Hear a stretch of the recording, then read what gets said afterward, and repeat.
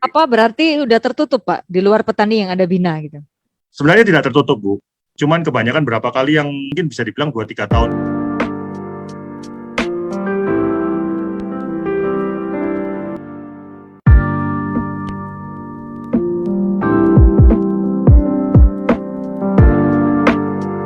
Bersama Konyaku Shirataki. Halo, selamat sore.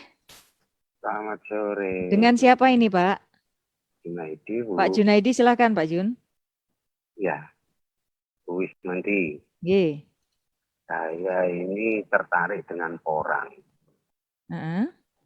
Karena di perempatan, di warung kopi, ini para petani membicarakan porang, tapi tidak tahu harus dijual kemana setelah tanam. Kan gitu. Terus yang kedua, harus berapa lama sih porang ini harus dipanen kan begitu dari petani. Terus pengepulnya di mana? Ini tadi saya mendengarkan hasil dari porang banyak dipergunakan macam-macam. Tapi kami para petani ini pada saat kumpul ini pengepulnya di mana sih? Pengepulnya di mana? Probolinggo, ada di Jember, tapi tidak pernah tahu orangnya. Itu Mbak Wismanti. Terima kasih Mbak Wismanti. Oh, alah, ya. Selamat sore. Selamat sore. Ini langsung berarti Pak Johan yang harus jawab ini. Silakan. Ya. Ini satu di antara petani itu tadi, Pak. Jadi memang ini ya, zaman dulu kita bahkan pernah berusaha membina petani untuk menanam aja ditolak berkali-kali gitu. Oh ya gitu. Jadi, ya. Baru 2 tahun ini mungkin berkat sosial media dan banyak berita tentang porang, semua banyak yang menanam. Terus padahal mereka menanam juga banyak yang tidak, sudah sebelum menanam mestinya kan sudah tahu mau dijual kemana atau mau dibeli di mana ya Bu ya. Tapi banyak yang berani menanam tanpa tahu mau dijual kemana. Saya banyak dihubungi juga berbagai macam petani. Terus terang kita tidak pernah berpikir sampai sebesar ini banyak minatnya petani di Indonesia untuk menanam porang. Jadi Ambiku sendiri dari dulu kita selalu konsisten dengan pembelinya siapa, kualitas ubinya gimana. Jadi kalau misalnya ada dari luar, kita harus melewati tahap-tahap seleksi yang sangat tinggi untuk bisa masuk ke Ambiku. Gitu. Apa berarti udah tertutup, Pak, di luar petani yang ada Bina gitu? Sebenarnya tidak tertutup, Bu. Cuman kebanyakan berapa kali yang mungkin bisa dibilang 2-3 tahun ini mulai menanam porang, ubi porangnya itu banyak yang kempes. Oh, juga agak bentuknya ya bukan beda sih Bu sebenarnya. Jadi kita ubi itu menanam harus 3 tahun yang bisa kita terima. Umurnya 3 tahun, 3 cycle.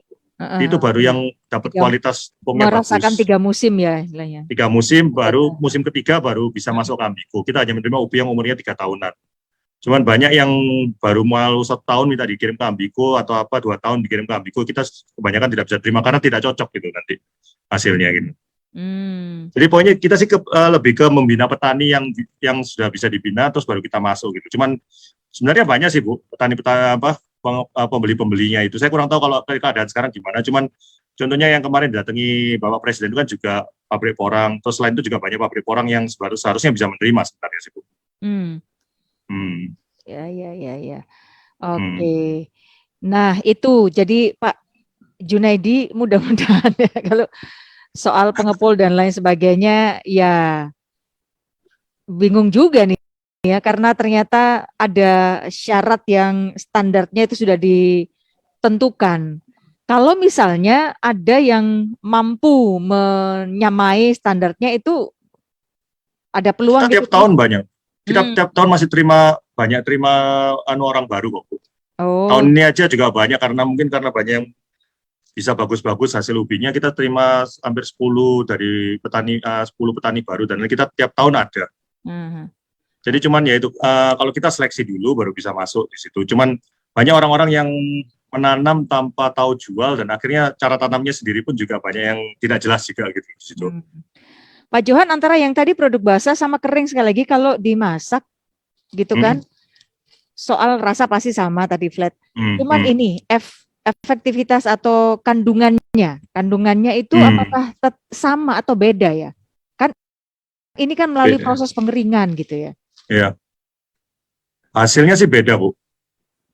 Beda. Jadi yang basah itu kalau bisa dilihat kalorinya lebih rendah daripada yang kering. Oh ini karena yang kering. Ya, karena kering kita mengandung tapioka untuk biarkan bisa lebih menyerap dan lebih mudah dikeringkan. Jadi kalau kita yang basah itu bentuknya lebih senang dikonsumsi. Kalau nggak salah Bu Tika Munawi sering bilang teman-teman keto lebih konsisten untuk konsumsi yang basah ya kelihatannya. Ya betul. Karena yang basah ini juga masaknya lebih mudah. Gimana Bu? Kalau untuk keto itu kan memang mereka lebih pilih yang basah karena mereka kalori dan karbo hariannya kan ditentukan ya Bu. Jadi mereka lebih pilih yang basah. Tapi untuk masaknya sendiri kalau yang basah ini sebenarnya cuma tinggal disiram air panas atau direbus 2 menit aja. Setelah itu bisa diolah. Oh. Ya, kalau untuk yang kering harus direbus dulu atau kalau yang konnyaku grain harus dimasak di rice cooker terlebih dahulu. Masaknya memang ya kayak masak nasi secara umum ya. Iya sama. Cuman kalau dari rasa juga kalau menurut customer mereka lebih suka yang kering karena lebih bisa menyerap rasa atau bumbu. Iya, jadi gitu ya kawan, kalau misalnya kenapa ada yang basah ada yang kering, yang basah ini ternyata justru lebih rendah lagi untuk kalorinya gitu ya. Iya. Dan ternyata malah lebih singkat. Ini ada nih, tiriskan gitu, karena kan ini ada airnya, tiriskan kemudian langsung dengan air udah dimasak sekitar 2 menit dan udah bisa dinikmati. Tapi kalau misalnya Anda beli di marketplace, nah ini yang memang rawan keamanannya. Makanya kenapa banyak yang juga memilih yang kering supaya lebih aman gitu ya. Dan tadi juga bedanya sudah dijelaskan. Baik, ini tadi juga ada yang sempat menyapa di akun media sosial di Facebook S100, Instagram Suara Surabaya Media, kemudian juga di YouTube Suara Surabaya, aplikasi Suara Surabaya Mobile, dan visual radio suarasurabaya.net. Selamat sore, terima kasih untuk Anda yang sudah laporan nih ya. Kalau ternyata sudah menikmati atau sudah jadi penikmat beras konnyaku atau shirataki yang terbuat dari umbi atau sayuran tumbuh-tumbuhan ini dan sangat rendah karbohidrat, kalorinya juga ini sangat cocok buat yang sedang diet itu mengatur pola makan dan sangat direkomendasikan buat Anda yang sekali lagi sedang mengatur pola makan, apalagi mungkin ini lagi apa tadi yang disebutkan diabetes gitu di antaranya. Beras shirataki ini digunakan sebagai pengganti beras ternyata juga sejak zaman dahulu kala. Memang teksturnya agak atau sedikit lebih kenyal gitu.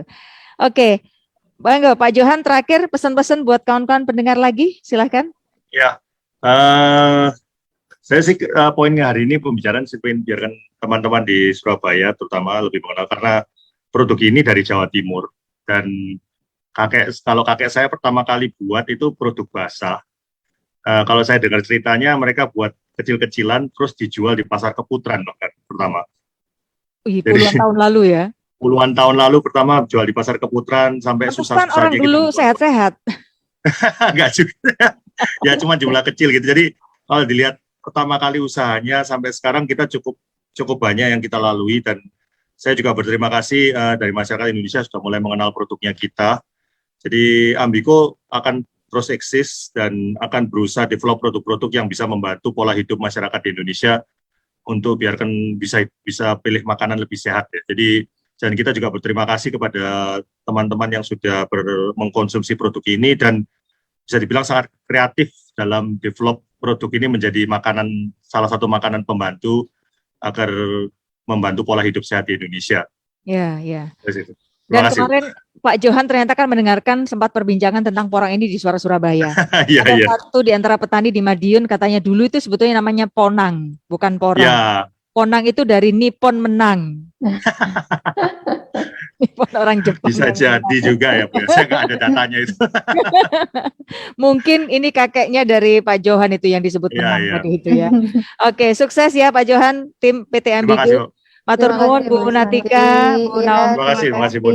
Ya, salam sehat yang pasti. Ya, terima kasih. Konsumsi konnyaku shirataki ya, Mr. Isi konnyaku shirataki.